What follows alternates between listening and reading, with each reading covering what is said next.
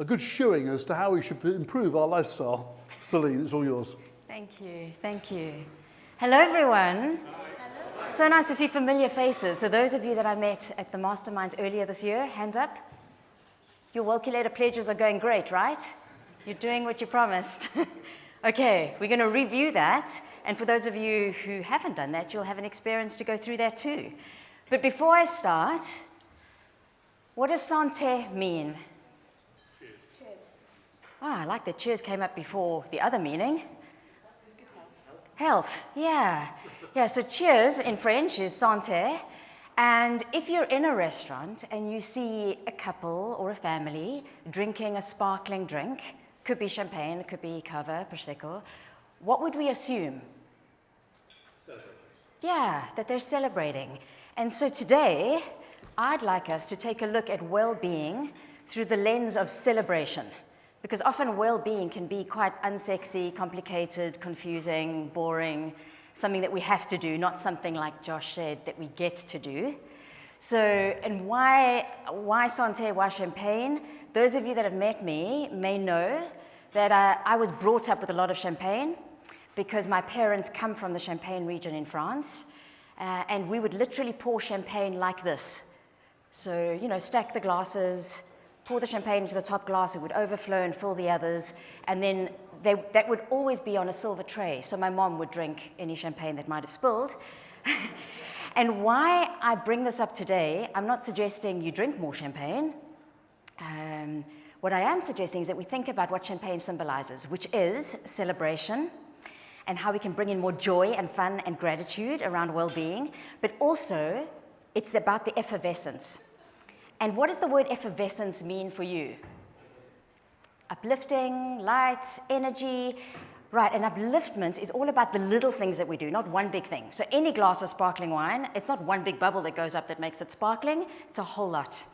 And I would like, the aim for my session is for you to be perhaps reminded about things that you know, maybe taught something new, that can help you use as a tool to own the title Chief Effervescent Officer. So that you are able to not only stay uplifted, so fizzy as opposed to flat, because a lot of us are feeling quite flat at the moment, but you're able to overflow and impact and influence those around you with effervescence. Does that sound like a good plan? Right, so my parents met in 1963, fell in love, got married, saved some money, went on honeymoon to South Africa to go on safaris, and ended up staying in South Africa. And I was born 9 years later, which I know there's a fellow South African in the room. Joe, nice to meet you. Anybody else? But I've always been brought up with the context of the French influence on food, and I now live permanently in the UK.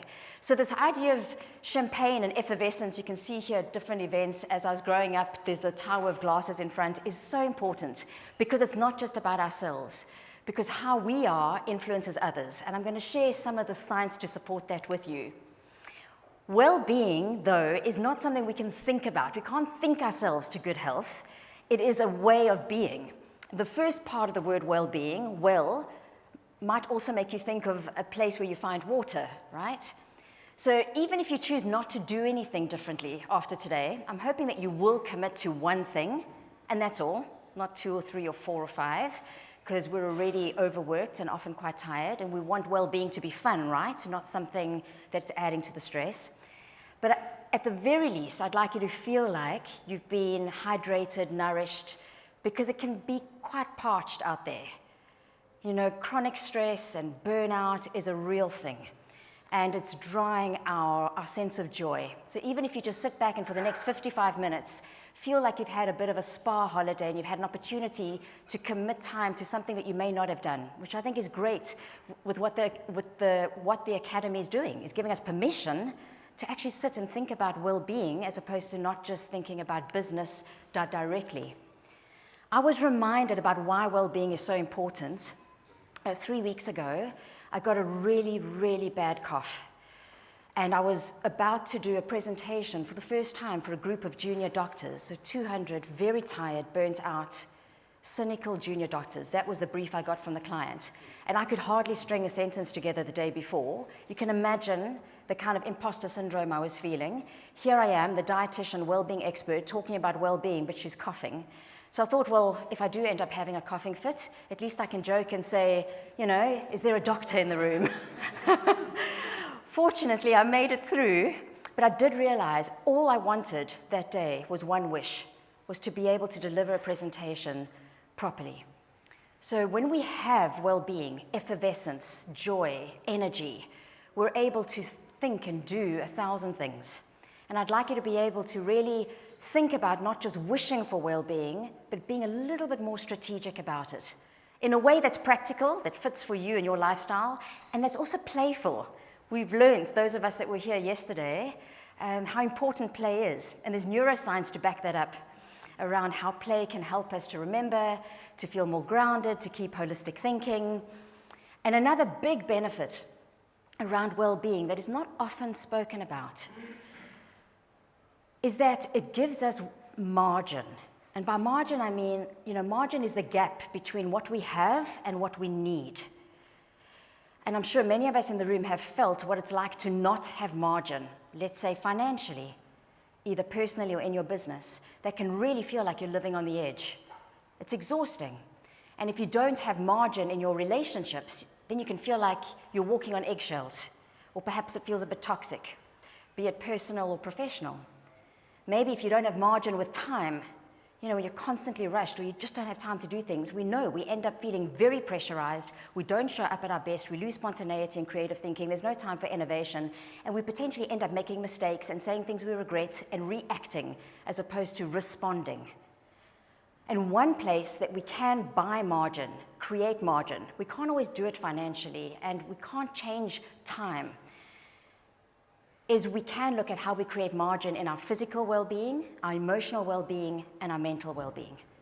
And so today I'm going to share with you some fundamentals, some essentials that you probably know. This stuff isn't rocket science. However, if this well-being stuff was easy, I wouldn't have a job. And a lot of us would be healthier, happier, fitter, but we're not. So there's a gap. And so I'm hoping that by today you feel as if, okay, I've got a little bit more margin around my well-being, the things I can control and change. Because there's so much, if we think about Stephen Covey and the circles of influence, we're going to look at how you can control yourself, keep your effervescence going, despite potentially the chaos that might be happening around you. Does that sound like a win-win? Yeah, great. Because how we are is how we lead. What do I mean by that? Have you ever felt somebody walk into a room and you know how they're feeling before they've said something? Right? So if they're angry or if they're joyful, we can feel that. And there's science to prove it. That's no longer woo-woo stuff. So I'm going to ask you to reflect on, well, how are you feeling right now? How are you thinking? How do you feel in your body? Because those three areas, so how we think, how we feel, and how we act, are really good places to start around well-being, because well-being is complex, right? And I love what we've heard today. There's been such a great compilation of speakers and information for us to digest. So right now, how are you thinking? What's your mindset like? Is your mind outside the room, even though your body is inside the room? Do you feel like you might have a bit of the monkey mind, where your thoughts are kind of like jumping all around? And how are you feeling? In that slide previously where I showed you Brené Brown, Atlas of the Heart, has anybody read her book? Would you recommend it for the others? Yeah? Yeah, so most of us, when we're asked how we feel, will express one of 5 emotions, mad, glad, sad, afraid, disgust, whereas there are 87 emotions, a lot more, but in the book there are 87 emotions that are described. It's really important because our vocabulary can help expand and give us margin around emotional well-being. So I'm going to ask you again once or twice through our time together, how are you feeling mentally? How are you feeling in your heart and emotionally? And how are you feeling in your body? Because you're in charge of you. I'm going to make sure that we don't just sit the whole time, because sitting is the new smoking. And we know that we need light. We've just seen that from Stephen. And we need movement. That graph with the brain, I know that research very well. And yes, a 20-minute walk is a great idea, but even a 2-minute stretch is a good idea, or a 2-second break, or a 20-second break if you're behind your computer. So 3 things we're going to take a look at. And interestingly, when champagne is made, I'm fascinated by the alchemy of making champagne. And there are many analogies if we use champagne making as a metaphor for well-being. And the one that I want to take a look at is not just the celebratory aspect, but also how the effervescence is created. And that's by adding some sweetness in, like play. But also, there are 3 grapes that are used to make champagne. So Chardonnay, Pinot Meunier. Does anybody know what the third one is? Because I'm having a lizard hijack wizard moment, and I can't remember the third grape. Let me see. Can I go back? No. My inner critic wants to remember. Chardonnay, Pinot Noir, and Pinot Meunier. Yes, so those 3 things. So your 3 grapes, you might have your own inner 3 core values. My 3 values around, actually not just well-being, but because well-being is how we are, right? It's everything about us, is about curiosity. So for my mental well-being, I always ask myself, am I staying curious? Because when we're curious, just like when we see a family or a couple drinking a sparkling drink, we'll be curious, is it a birthday? Is it an anniversary? Are they celebrating something else? Curiosity keeps our growth mindset open, and then we can potentially find solutions that we may not have. It also helps us to avoid staying in the status quo and gets us to move out. Then connection is my value around heart set. You cannot connect with others, colleagues, clients, family members, community, or at least authentically, unless you connect with yourself first. So we're going to look at techniques that can help you better connect, and I'm going to explain why your heart actually is more important in managing stress than your mind. It's easier to feel your way out of a stressful situation than it is to think your way out of it. And then we've already touched on the third aspect. One of my key values is around celebration, but not just the big things, the small moments, like those moments of gratitude, or when you were outside perhaps over lunch and you felt the warmth of the sun on your cheeks, or you looked across the room and you saw somebody that you hadn't seen in a while and you smiled, or you realized that we're actually here in a room without masks and able to hug and shake hands. You know, those are the moments that we need to celebrate, because the more we celebrate, it's really good for our physiology. It creates margin. It gives us resilience. So in terms of being curious, I'm curious how you're doing in terms of your breathing. So what I'm going to do, now a few of you have done this exercise, I'm going to ask you to count how many breath cycles you take over the next 60 seconds. I'll tell you when we start and when we finish. I'd like you not to change your breathing, but just because I've asked you to look at your breathing, you probably will. And what I mean by an inhale, by a cycle, is 1 inhale and 1 exhale is 1 breath cycle. 1 breath cycle. All right? So bringing your awareness to your breath and starting in 5, 4, 3, 2, 1. Count how many breath cycles you take over the next 60 seconds. It may help to soften your gaze and look down so you're not distracted.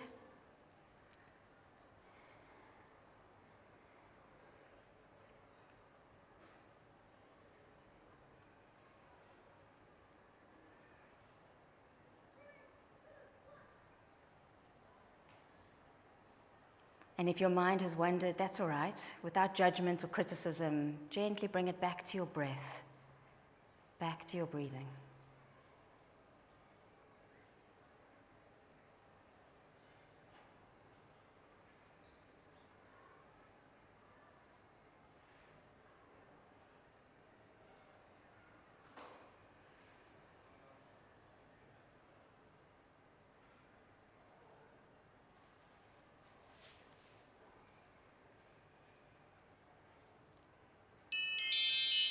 There we go, that's 1 minute. Anybody like to shout out how many breath cycles they took? 18. 18? Anybody higher than 18? 20. Anybody higher than 20? 22. 21?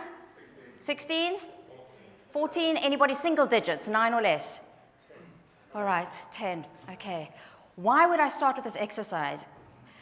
If this is the one thing that you take from today and you're curious about, this will be life-changing. Your breath is one of the first things that changes when your subconscious mind perceives stress. So before your conscious mind perceives stress, your body responds. How it responds, because of the adrenaline that gets pushed into your bloodstream, your heart rate increases, but it's hard for us to pick up an increase in heart rate unless you're really, really perceptive. And then your breath quickens and your muscles tighten. So those are two things. If you pay attention to your breath and your muscle tension, you can notice if you're in the stress response. Perhaps by simply sitting still for 60 seconds, you might have noticed, it may have been quite uncomfortable if that's something that you're not used to doing, that you were quite tense. And before we finish, I'd like to do a slightly longer mindfulness exercise that allows us to bring in some relaxation. What we know, though, the research shows, if you want to slow down the stress response and keep calm inside your body despite what's happening around you, so even though you might be confronted by a difficult email or a phone call, or you're caught in traffic and somebody just swerved in front of you, you can clench your jaw, grip the steering wheel, you can get very tense behind your computer, and if you stay like that, it's exhausting. However, if you realize that you're tense or notice that your breath has increased, in the moment, without taking a weekend off, or I heard somebody's going to Mallorca up front here, without going on holiday, you can manage your state.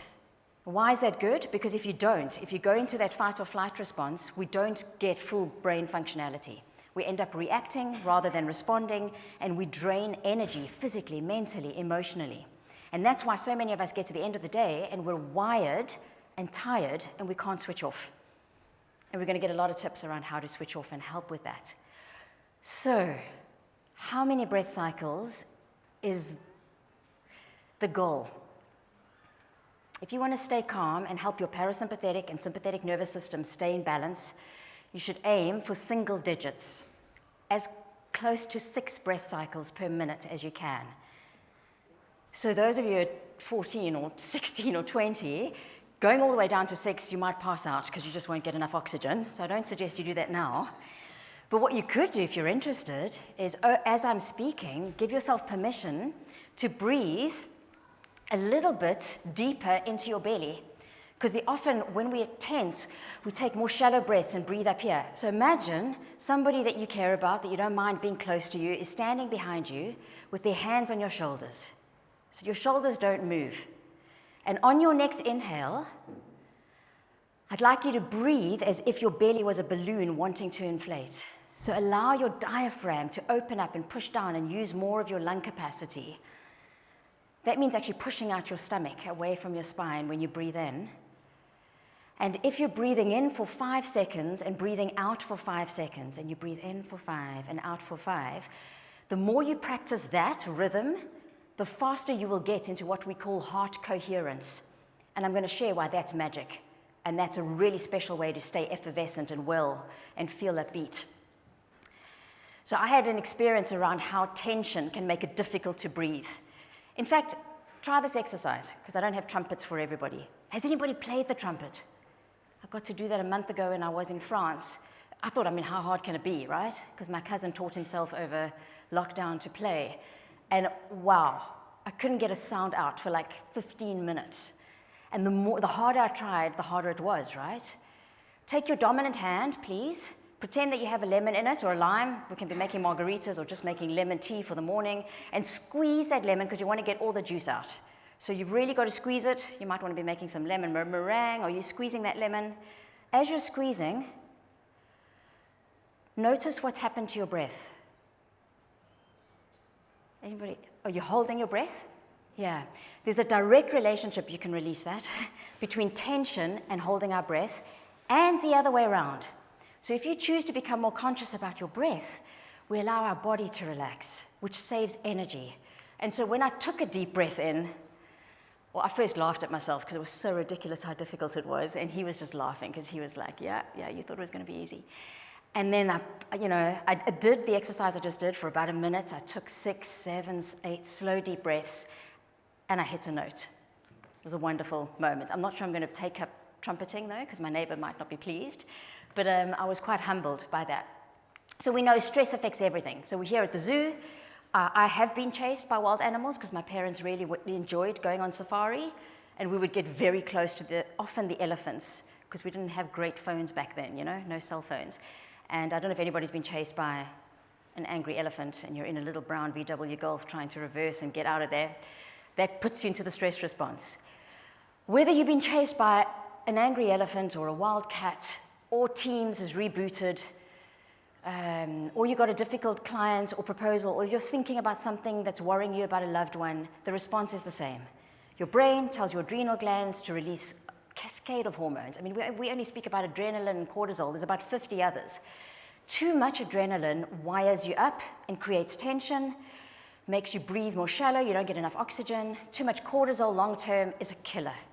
An absolute killer. It damages the brain, it causes inflammation, it causes issue with your immune system, with your digestive system. So it's a good idea to learn how to help your nervous system relax. And there's a lot of techniques, and I'm going to share a few with you. I have already shared with you the mindful minute, so counting how many breath cycles you're taking and being aware of tension. And those of you that are yawning, I'm delighted. That's a sign that your parasympathetic nervous system is wanting you to get more oxygen. That's great. Are you still thinking about your breathing? Might help to put one hand on your belly, yeah. And allow yourself to breathe in a little bit more on the inhale. And when you exhale, maybe give your shoulders permission to drop a little bit towards the ground. And I carry a lot of tension in my jaw, so when I'm driving, I practice this. Release the grip on the steering wheel, relax my jaw by you drop your tongue in your mouth, because we carry a lot of our tension around the upper body, the shoulders. And when we practice when the stakes are low, like when you're behind your desk answering emails, maybe as you're making your morning cup of coffee because you've got a Post-it note to remind you on the kettle, maybe as you sit down before your day, you decide I'm going to do a mindful minute, perhaps as you're driving, when you're in that moment where it really matters, where somebody's given you really bad news or something really serious is happening, you've got something to default to. Because that's what well-being's about. We need to practice it so that in the moment we need it, we've got this muscle memory. We've actually tried it out. It's a bit like professional training. Sophie wouldn't have just summited the 7 summits without practicing and trying and training. So important to think about, where could I pepper this into my day? And less is more.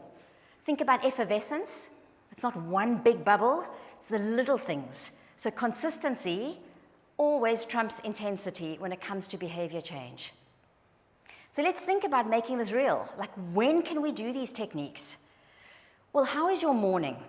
What is your morning like? Generally, when you wake up, when you're not maybe heading out to the zoo or to get together, how long is it between when you wake up and you become conscious and when you pick up your phone or you start engaging with the outside world, news or social media, or anything that might make you go into the stress response, that might cause you to release adrenaline? I know, and I've got their permission, that there's 2 people in the room that take that quite seriously, James and Deborah, in terms of creating time in the morning to put well-being first. Why would this be important? Would you agree, when you wake up, your nervous system is probably at its most relaxed that it's going to be the whole day.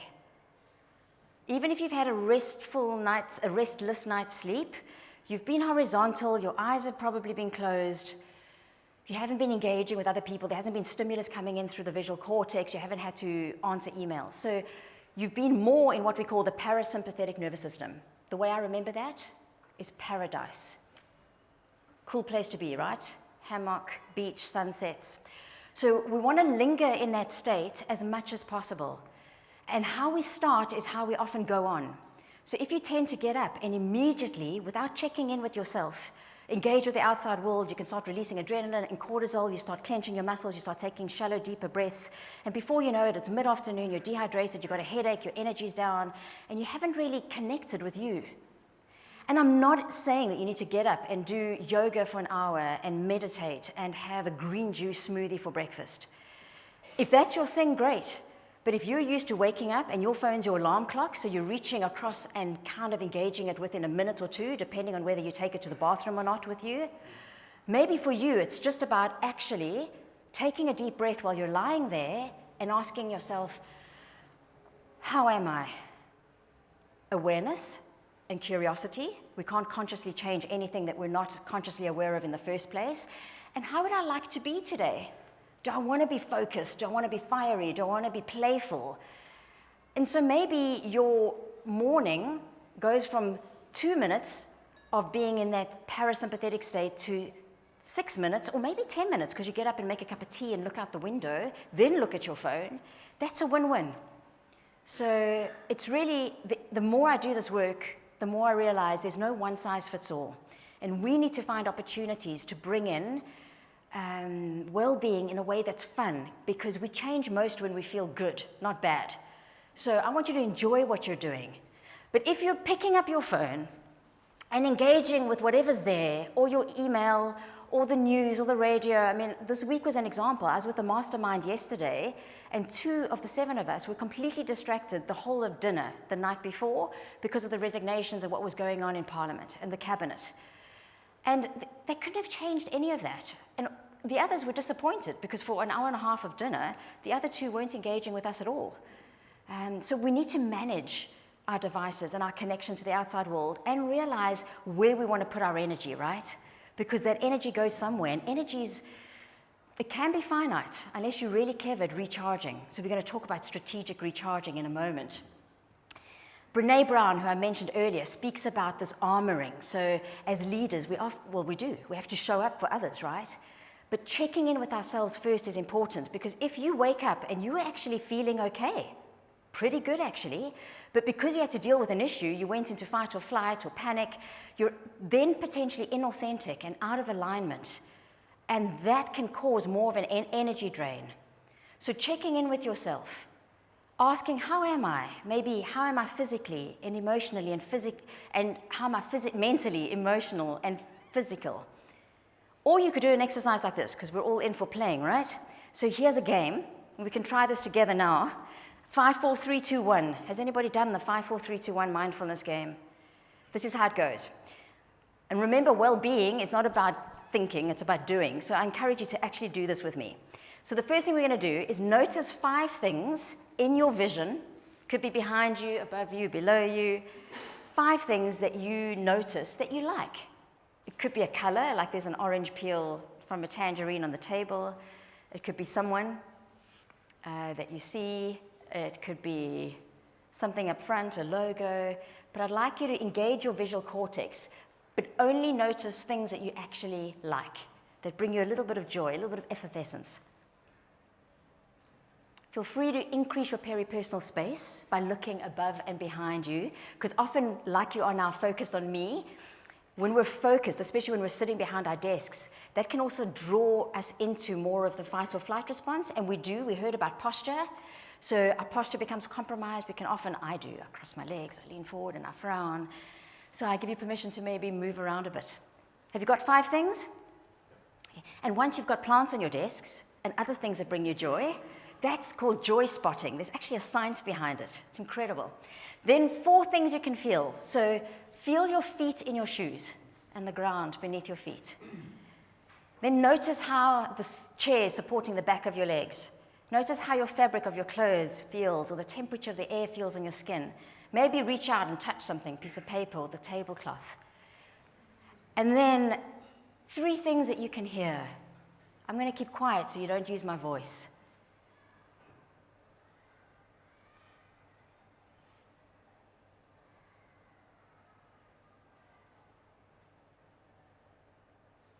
The stiller we get, often the more we can feel, hear, experience. And sensory input is very important because it helps the brain work holistically. And it also brings us into the present moment. When you're using your senses like we're doing now, in the moments that you're engaging with sight or hearing, or you're taking 2 deep breaths or smelling something, or maybe you're bringing your awareness to how your feet feel on the ground, you're not worrying about the past or anxious about the future. It sounds basic, but when we measure brainwave activity and what happens to the heart when we do exercises like this, it benefits us. We go from beta brainwave, which is very hyper alert, to more alpha brainwave. When we're in alpha brainwave, we have aha moments. We're able to see the big picture more easily, to problem solve, to access deeper memory. And then let's end off with one thing, not that you can taste, because we've all had lunch, or you might still be able to taste some of your lunch, but I'd like you to think about something that will bring a smile to your mouth, help the corners of your lips move up. And won't you share with the person next to you what is one thing that you are most grateful for? What's making you smile in this moment right now? So take a moment to listen and share. So literally 10 seconds. What are you most grateful for right now?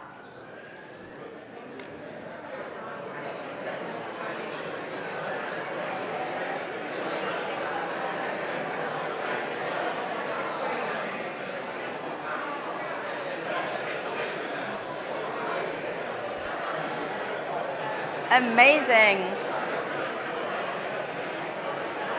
Wow. Thank you.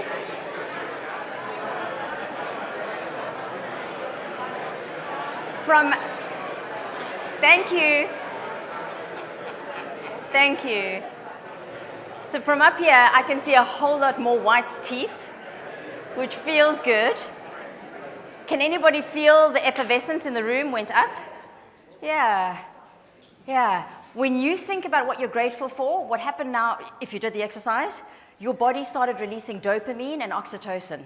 Those are the opposite of like adrenaline and cortisol. They help you relax, build trust, feel like you belong, and they also help the brain learn better. So gratitude is an incredibly studied area of positive psychology. And what we know is when you express gratitude on a daily basis, does anybody have a gratitude practice? So it means you do it, you have a journal, or perhaps as a family. Are you happy to share what your practice is?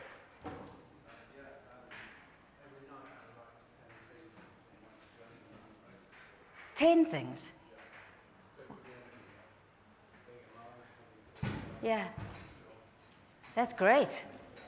So the research was done on writing 3 things down by Harvard, and after 6 weeks, so not 6 months, like 6 weeks of writing 3 things that you're grateful for, you can actually change the way you think, because the brain's neuroplastic. It changes and shifts. We've heard about that today. And you start creating what we call optimism bias. You start looking for things to be grateful for. And in a world that functions of fear and scarcity and uncertainty and change and chaos, and I say VUCA, but I think it's VUCA, I mean, we need more training around optimism bias. So that's great. Maybe developing a gratitude practice could be something you could think about doing. Doesn't need to be big. It can literally take 2 or 3 minutes. And you can reap the benefits. Because when you get up in the morning, before you know it, you're going to be in the full act. So I know the theme yesterday was around the circus, and then the spotlight is on you, and you need to perform, and you need to look good, and not make mistakes, and there's other agendas to look after and other fires to put out. But we know that the more you demand from yourself, mentally, emotionally, physically, the more we need to recharge. We can't just wait for the evening and get 8 hours of sleep. In fact, who is getting between 7 and 9 hours of sleep consistently and waking up rested? Yeah, maybe a third of the room. So we need to be smart around, just like when I got here, I had used my cell phone a lot for traveling and checking the train times and walking. My battery went flat. I had to recharge it. Has anybody else recharged their devices while they've been here? Our bodies run flat too. So how are you recharging during the day? And these can be quick things. Some of you might be doing these already. A guideline, if you're sitting behind your desk a lot and behind a screen, I'd recommend 20-20-20. That means every 20 minutes, so 2 or 3 times an hour, lift your gaze, like I asked you to do when we were looking for things that make us feel good around the room, and look 20 feet away from the screen for 20 seconds. That's very helpful for reducing eye strain. It also takes you out of that constricted stress response. Then please stand and stretch every hour. In fact, I invite you to stand up now.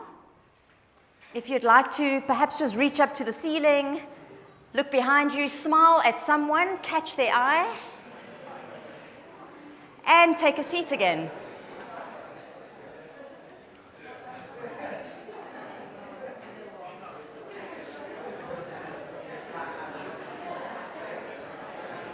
And notice how you feel after a 20-second stretch. Yeah, motion shifts our emotion. The more stressed we are, the more we need to be strategic around how we move, which is why I love that we've been taught or being provoked to be curious about our workspaces and how we can bring in movement, and play often means movement in any way. And when was the last time you had a 20-minute lunch without looking at your phone? It's a good idea in the middle of your day. Your day might be 10 hours, it might be 8 hours, it might be 14 hours, but somewhere in the middle, when you choose to stop and refuel, which I hope you are, even if you're not eating necessarily, but to stop and think and check in with yourself. If you are eating, it's a good idea to wait 20 minutes, because that's how long it takes for your stomach to stretch and release pepsin that goes up to your appetite center and says, thanks, I've had enough to eat. But most of us end up eating while we're on our phones and chatting and commuting and driving, and then we have snackcidents the rest of the day, or we have snack amnesia, like we forget. I've done that too. So it's the one thing we can potentially learn if we look at, I don't know, not the Spanish, because like they take like full-on siesta, right? And I was in Greece recently, and everything closes between 1 and 6. The French, I guess, the French stop for an hour and a half. They might even have some wine. I wouldn't recommend that, though, if you really want to stay in flow mentally for the rest of the afternoon. So I said that I'd like to recheck again one more time on how your breathing is. How is your breathing? So bring your awareness to your breath. And awareness happens because of curiosity. They go hand in hand. So be curious about how your breath is feeling. And as you now focus on your breath, could you, on your next inhale, take a little bit longer to breathe in? And breathe a little bit deeper down into your belly, into your stomach. And as you exhale, could you also lengthen your exhale a little bit more and allow your shoulders to drop towards the ground, your jaw to relax. Maybe even notice how your buttocks and your glutes are feeling. We carry a lot of tension in our buttocks and our glutes as well. Allow your legs to feel heavy. Now what's happening is you're not changing what's happening around you, but you're changing your state and your perception, and your body now feels calmer. If you also practice gratitude in these moments where you're feeling quite stressed, if you add in a feeling of care, so by care I mean appreciation, joy, love, gratitude. So think about someone or something, maybe a place or a pet, that makes you always feel good, makes you feel appreciation, gratitude. It's really something that you care about. If you bring your awareness to your breathing, you slow down your breath for 2, 3, 4 breaths, so we're talking about a minute or so, and you bring in a sense of care, compassion, or gratitude, magic happens. And this is backed up by science that's been done by Harvard, by the Heart Math Institute. We know now today that the heart has its own neural network. It's got short-term, long-term memory. It's highly intuitive and perceptive. And the heart sends more messages to the brain than the other way around. So when you are conscious that you're feeling stressed or you're angry, your heart is already been in a bit of panic and anxiety. You've gone into what we call incoherence, and that has sent your body, your whole physiology, into a bit of tension and the fight or flight, freeze or fold response. So when you're aware of how you're feeling moment by moment, so yes, you can do 10 minutes of mindfulness or meditation at the start of your day, but if you're incredibly anxious and worried and frustrated and angry the rest of the day, that's not helpful. It's in these moments like right now. How are you feeling? And could you sit here listening to me and allow yourself to feel a slightly positive emotion as opposed to maybe worry or anxiety? Because when you do that, it directly impacts your performance. So this is just a little bit of science that I wanted to bring in for those of you that enjoy the analytics. If you feel an emotion like frustration, anxiety, or stress, your heart goes into what we call incoherence. So that's a bit like static on the radio, or if you're talking to somebody via WhatsApp and the line's bad and it's dropping, it's immediately frustrating and you can feel yourself get more stressed. Or it's like driving a vehicle and you're accelerating and braking. The nervous system gets tired. Whereas if you feel an emotion like appreciation, gratitude, love, compassion, care, you go into what we call coherence, which is a bit like listening to a piece of music that is harmonious or driving in a very still way that's fuel efficient. And this the more you practice this, the faster, the easier it gets. So this concept of ABC, can you think about, well, where could I find 60 seconds, 1 minute, to either become aware of my breath cycles or to breathe in for 5 and out for 5, which means I'll take 6 breaths in a minute, and maybe allow myself at the same time to think of something that I care about. And don't take my word for this, try it. It's a bit like trying a new form of exercise. You don't know unless you try. Like those that experienced juggling and tightrope walking or hula hooping yesterday for the first time. You couldn't do it, it might have been a bit frustrating, and then when you got it like right and your body showed you how good it was and you noticed how the monkey mind just stopped and you went into flow, oh my, that is incredible. Talking about the monkey mind, when we stop and focus on our breathing or bring in aspects like play, it has such a profound impact, and it can happen if we pepper it into our day. So take a look at how this chap describes the benefits and the fact that you don't need to go on a silent retreat somewhere. That could be beneficial for some of you, but it's not the answer for everything.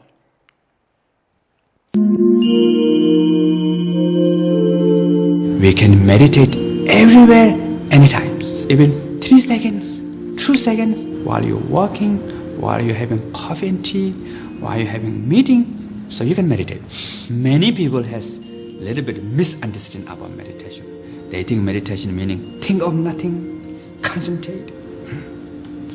So push too much. So we cannot block thought and emotion. In fact, we need thought and emotion. So whether you listen to your monkey mind or not, that's the issue. What I call monkey mind, mine is chatting, pala pala pala yada yada. So monkey mind is giving you opinion. So whether you listen to opinion or not, it's up to you, right? So through meditation, what we do is we have to make friends with the monkey mind. But how to make friends? Just giving banana doesn't work, So right method is you need to give job to monkey mind. How to give job monkey mind? So the simple meditation technique is be aware of the breath. So you ask monkey mind, hello, what's breath? So monkey mind says, yeah, good idea. And be aware of breath. Breathing in, breathing out, breathing in. There's a lot of thought comes at the background. Don't care, no problem. So as long as if you're not forget your breath, anything is okay. Not need too much concentration. Just simply be aware of your breath. Breathe in, out, in. Even 2 breaths, 1 breath. So therefore, we can meditate everywhere, anytime.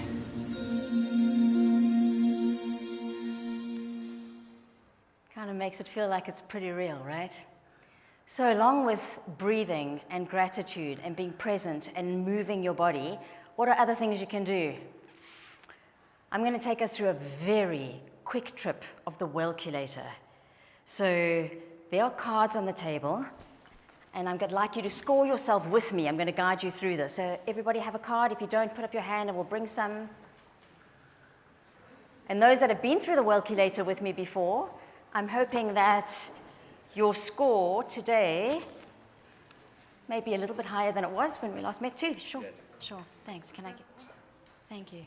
Okay, so here's how you score yourself. Give yourself 1 point if you do that activity most of the time. So 80% of the time, yeah, I do that. That means 5 or 6 days of the week. Give yourself 1 point.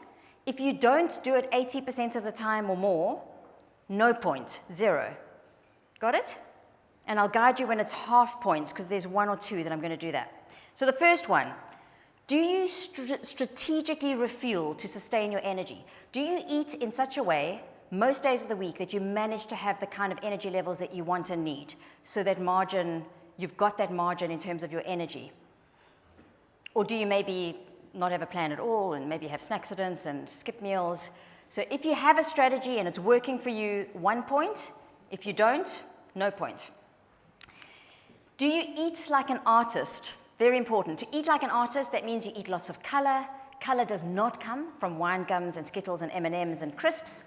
It comes from nature's colorful palette, so fresh produce. So if you think of a typical day, are you having at least 5 tennis ball portions?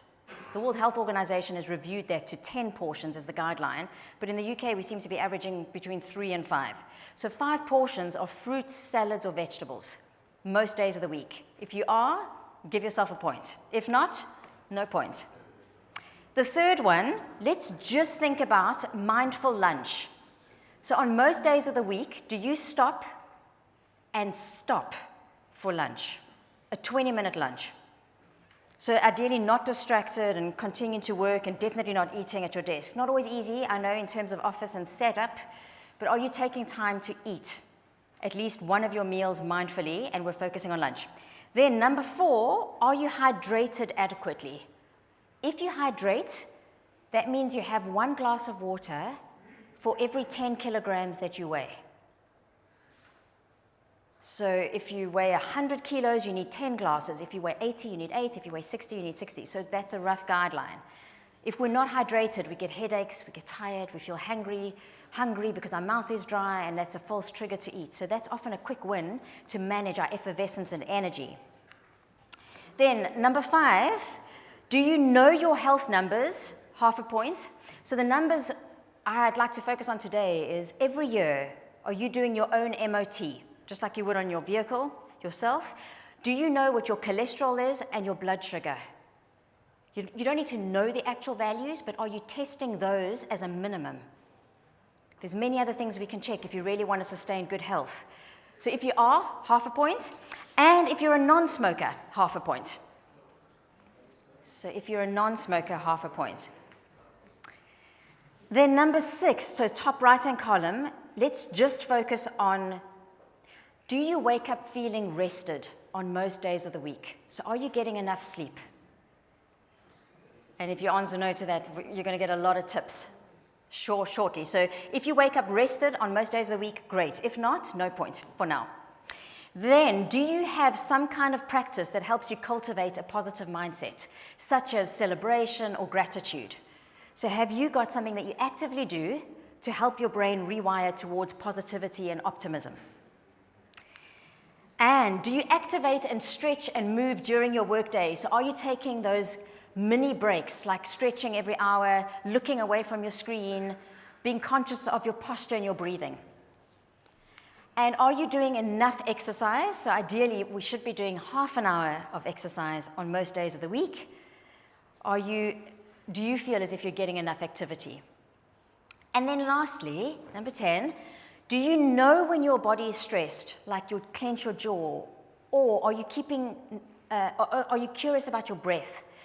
And to give yourself the point, have you got techniques that you can use in the moment, like relaxation or deep breathing or the mindful breath or coming to your senses, the 5, 4, 3, 2, 1?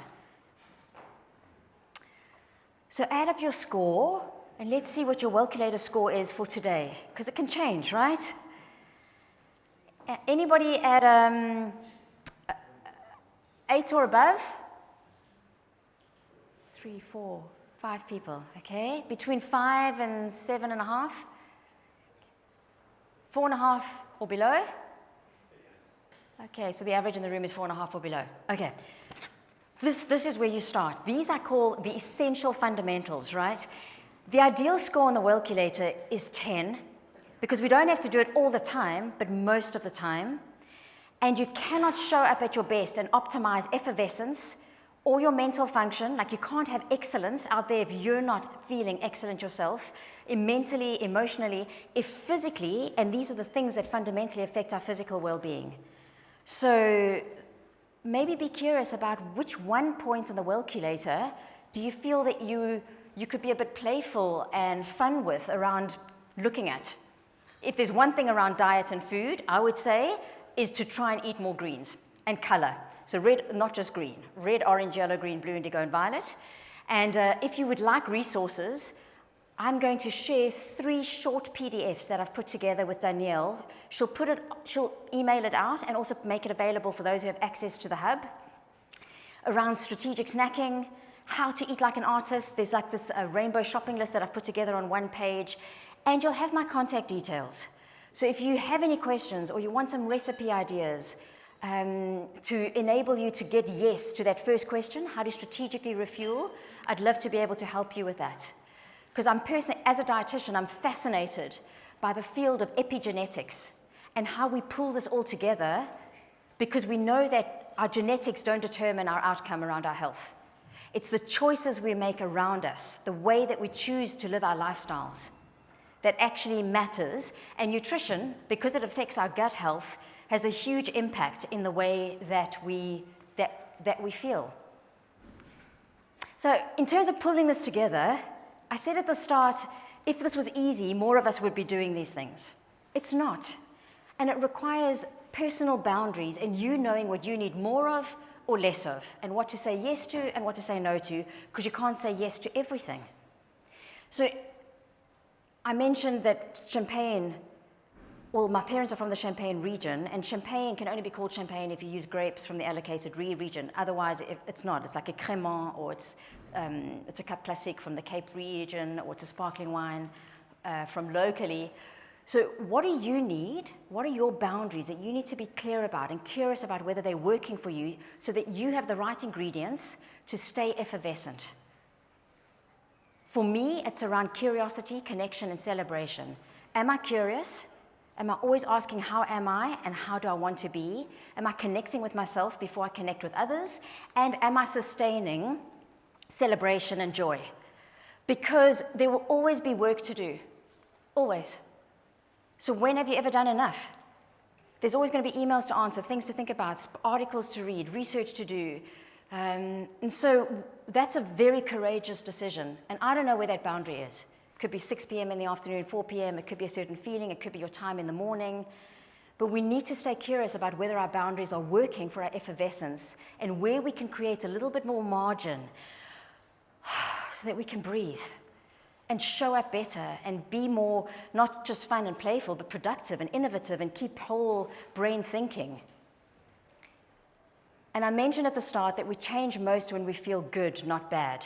So are you giving yourself permission, despite what's going on around us in the world today, to find those moments of celebration? They don't have to be big. In fact, the smaller they are, the better. So as a wrap-up, 3 questions that I'm going to ask you to think about and share very briefly with, perhaps if you turn to your right, turn to your left this time. If there isn't anybody to your left, use your discretion, but speak to someone.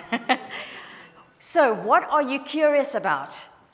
Based on the last 55 minutes we've spent together, has anything sparked your curiosity?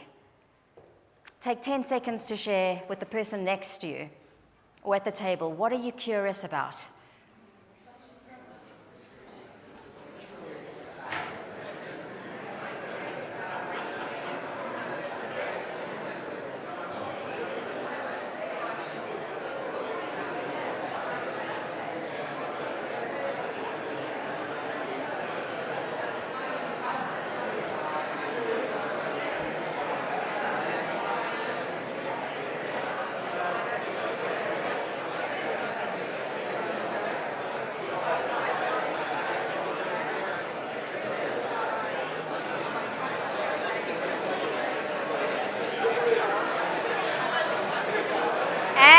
Thank you. Thank you.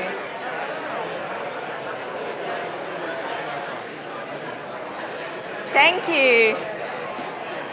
There seems to be a lot of curiosity in the room. Thank you. I'm going to raise my hand, and anybody that can hear me, can you raise your hand and stop speaking? Thank you. I love the conversation in the room. One share from the back. What's come up as being curious or something you're curious about? We said whether you actually do 1 or 2 of these little things, whether it will make that much of a difference, and I'm curious to see how much of a difference that will make. So only you'll know if you practice, right? And try. Fantastic. One more over here. Anybody happy to share? Can I nail 6 breaths? How can you get down to 6 breaths? Yeah. Okay, that's a great one thing. Okay. So that actually answers the next question, is how will you connect with yourself and your own well-being? And this I don't want you to share with anybody, but to rather think about how are you going to connect with yourself in terms of your own well-being better. Is it about thinking about using your senses, the mindful minute, creating an extra space at the beginning of the day so you help your nervous system stay calmer for longer? Is it about giving yourself permission to stop in the middle of the day? Are you going to wind down and create a boundary because enough is enough and we have to weigh that up against exhaustion and burnout, which then leads to cynicism and ineffectivity and all those things? So how are you going to connect with you? And maybe it's the thing that you were curious about. Maybe there's something on the Wellculator that you've actually realized, I could be doing that. And then can I ask you, whatever it is that you choose to do, that you do it in such a way that makes you feel good, and that you pat yourself on the back when you catch yourself doing it. Because when you do that, you release dopamine, oxytocin, you feel good in the moment. And you don't need to do this alone. So I know some of you have met me. Now that we have all met, I would be honored if you considered me one of your well-being partners. We all need nudging along the way, right? And by next week, you're going to forget my name, how to pronounce the Wellculator. But if there's somehow something that you've put into place that was so tiny that you were able to repeat it and feel good about it, you're more likely to then keep repeating it and then start shifting your identity. You become somebody that has a glass of water as they wake up in the morning and does a mindful minute. The more you repeat that, the easier it gets.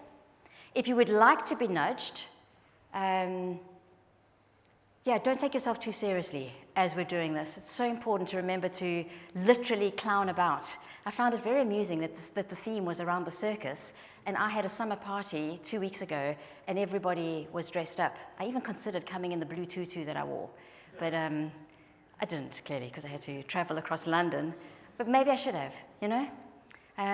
There's a lot to be serious about, but there's also a lot that we can focus on that can bring a sense of fun, or just a little smile, or a sense of care, so that we go into that place of heart coherence.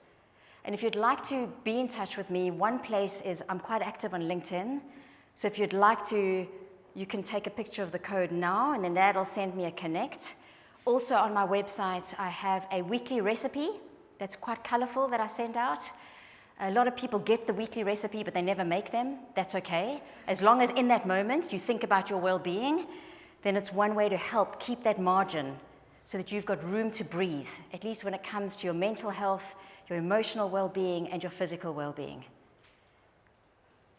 Thank you, and thank you to the team and everybody that's supporting us to make this real event just feel so joyful and playful. I will never take events in person like this for granted again. So that's what I'm most grateful for in this moment, to be able to be here and not in front of Teams or Zoom. So thank you, everyone.